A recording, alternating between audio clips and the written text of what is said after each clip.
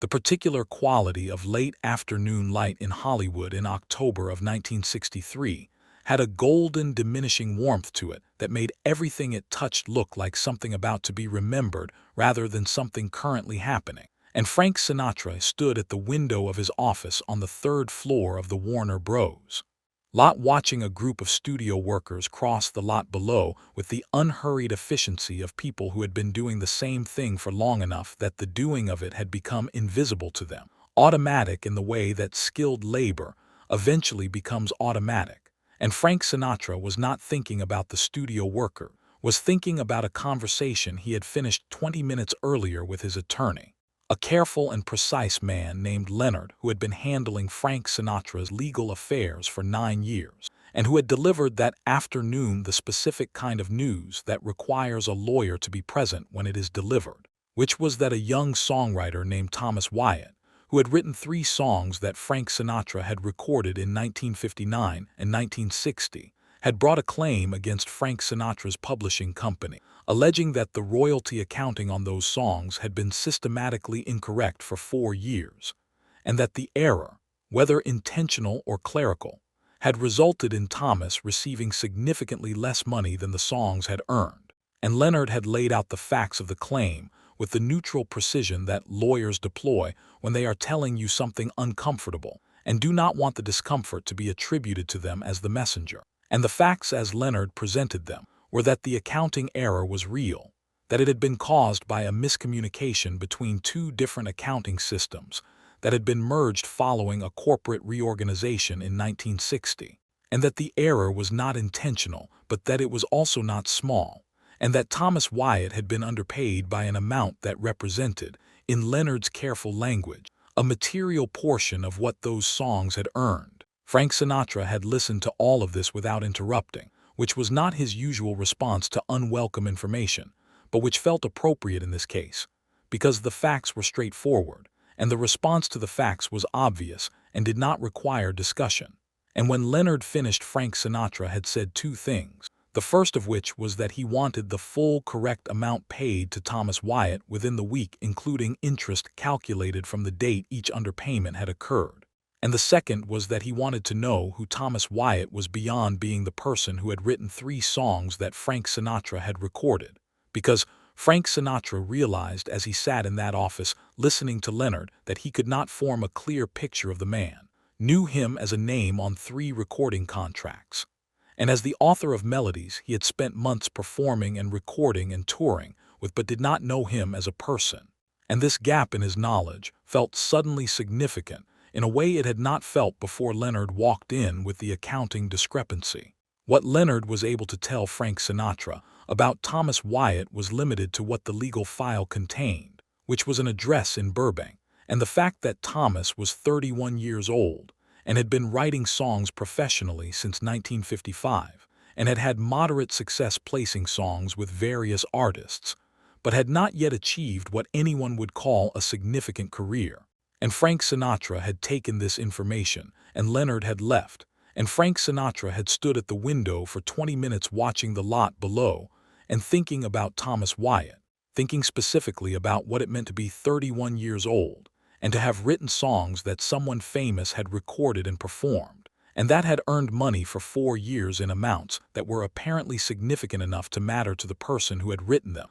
but not significant enough to have been noticed when the accounting was wrong, which told Frank Sinatra something about the scale of Thomas Wyatt's financial situation that the legal file had not directly stated. The decision Frank Sinatra made at the window was not complicated. It was in fact the only decision that seemed to him to be available, which was that paying the back royalties with interest was necessary, but was not sufficient, because paying what was owed was a correction of an error, and not an acknowledgement of what the error had cost, and those were different things. And the difference mattered, and Frank Sinatra wanted to make a gesture that acknowledged the difference without being performative about it, without making Thomas Wyatt feel like the object of sympathy or spectacle, which meant that the gesture needed to have professional rather than charitable shape, needed to be something that recognized Thomas Wyatt as a professional whose work had been correctly valued, even if the accounting of that value had been wrong. Frank Sinatra called his music director that evening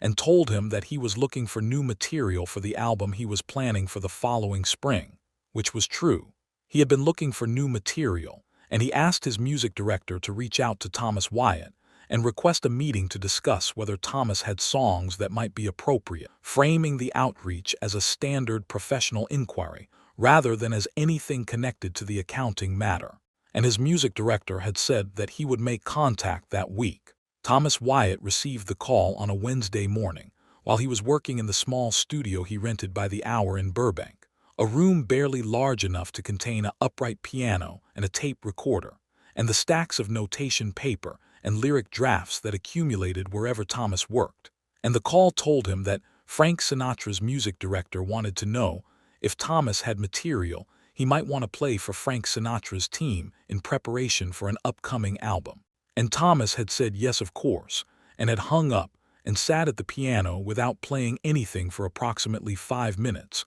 while the significance of the call settled into something he could carry without dropping. The meeting happened the following Thursday at Frank Sinatra's office on the Warner lot, and Thomas arrived carrying a folder of lead sheets and a tape of 4 demo recordings. And Frank Sinatra's music director was there, and an arranger named Bill Luce, who Frank Sinatra sometimes worked with. And Frank Sinatra himself was there, which Thomas had not expected because these preliminary meetings were generally conducted without the principal artist.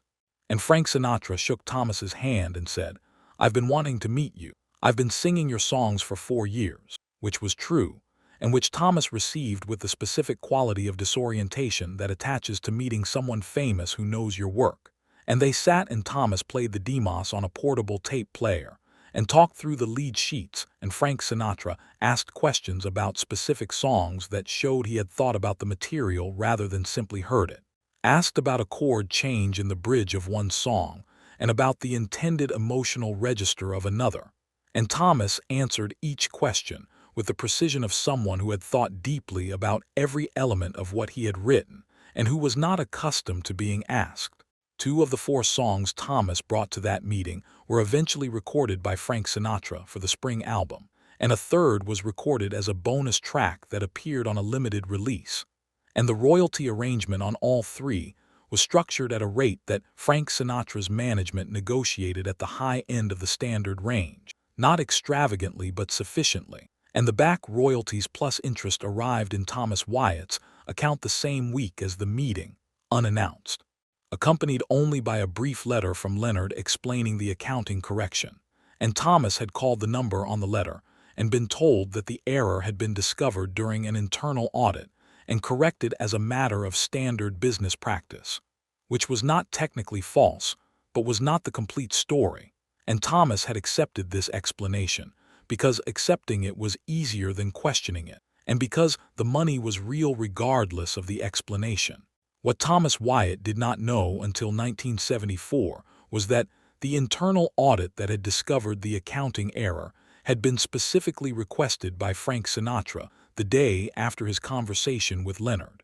And Thomas learned this not from Frank Sinatra, but from Leonard himself, who had retired from legal practice and who had written a brief memoir of his career that was privately printed for family and friends, and that contained a chapter about Frank Sinatra in which Leonard described the afternoon meeting and Frank Sinatra's immediate response to the accounting discrepancy and the instruction to pay in full within the week. And a copy of the memoir had found its way through several hands to Thomas Wyatt, who read it in his kitchen in Burbank on a Tuesday afternoon and sat with it for a long time afterward. By 1974, Thomas Wyatt had built the kind of career that his abilities merited, had written songs that had been recorded by a significant number of artists, and that had earned him a reasonable and stable professional life. And looking back from that position at the accounting error and the meeting and the recording contracts that had followed, Thomas understood the sequence of events with a clarity that had not been available to him when he was inside them,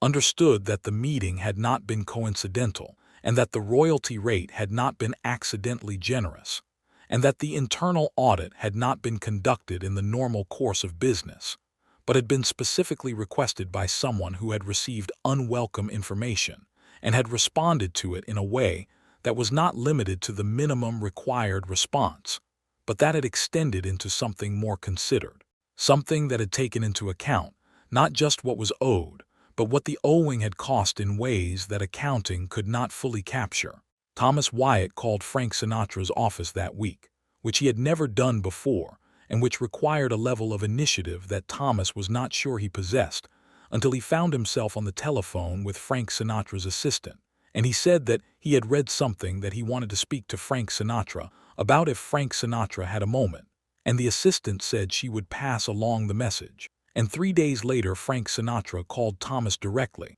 which was not what Thomas had expected, and said Leonard is a terrible keeper of secrets, in a tone that was not quite rueful and not quite amused but somewhere in the specific register between those two things. And Thomas said he wrote a memoir. And Frank Sinatra said, I know, he sent me a copy. And there was a silence, and then Thomas said, why did you ask for the meeting? You could have just paid what was owed. And Frank Sinatra said paying what was owed was the correction. The meeting was the acknowledgement. And Thomas said, the acknowledgement of what?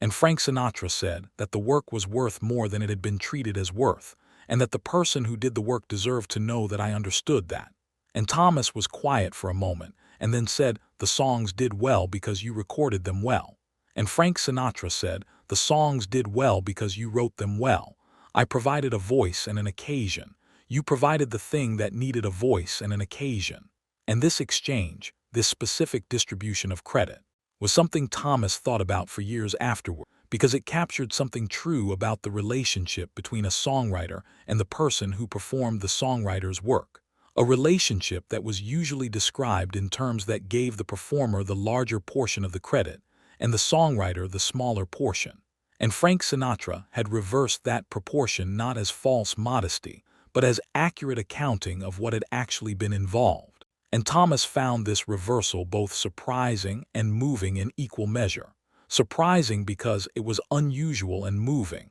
because it suggested that Frank Sinatra had been thinking about Thomas Wyatt's contribution to their professional relationship with a care that Thomas had not known to expect. Frank Sinatra and Thomas Wyatt worked together on 2 more albums after that, and the professional relationship that had begun with 3 songs recorded in 1959 extended through another decade and produced work that both of them considered among the better things either of them had done. And when Thomas was asked about his career in interviews, he spoke about Frank Sinatra with a specificity that went beyond the standard gratitude that songwriters expressed toward the performers who had recorded their work, spoke about the particular quality of Frank Sinatra's engagement with material, the way he treated a song as a document that contained a specific truth, and that required him to find and deliver that truth rather than simply to perform around it. And Thomas said that this quality, which he had first observed in the recordings and had then seen directly in the sessions they shared,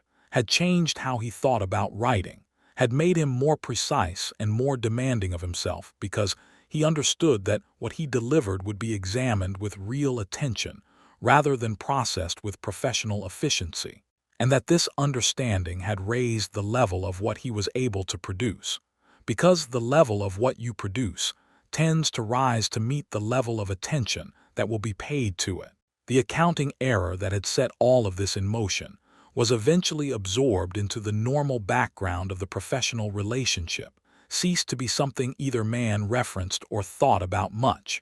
became simply the circumstance that had produced the meeting, that had produced the work, that had produced everything that followed. And the Warner Bros. Lot in October of 1963, with its golden diminishing light, and its studio workers crossing the asphalt below, had held, in an office on the 3rd floor, the specific moment when Frank Sinatra stood at a window and decided that owing someone what you owed them was not the same as understanding what you owed them, and that understanding what you owed them required something more than a corrected check, required a recognition that reached past the accounting error into the professional relationship that the error had been occurring inside. And this recognition, which Frank Sinatra enacted through the ordinary means available to him, through a meeting and a phone call and a royalty rate, and the willingness to say plainly that the person who writes the song is the person who provides the thing that everything else depends on, was the kind of thing that left almost no trace in the historical record, but that shaped the experience of a career in ways that the historical record could not capture. And Thomas Wyatt knew this, and Frank Sinatra knew this. And the songs they made together knew it in the way that songs know things, which is to say completely, and without needing to say so.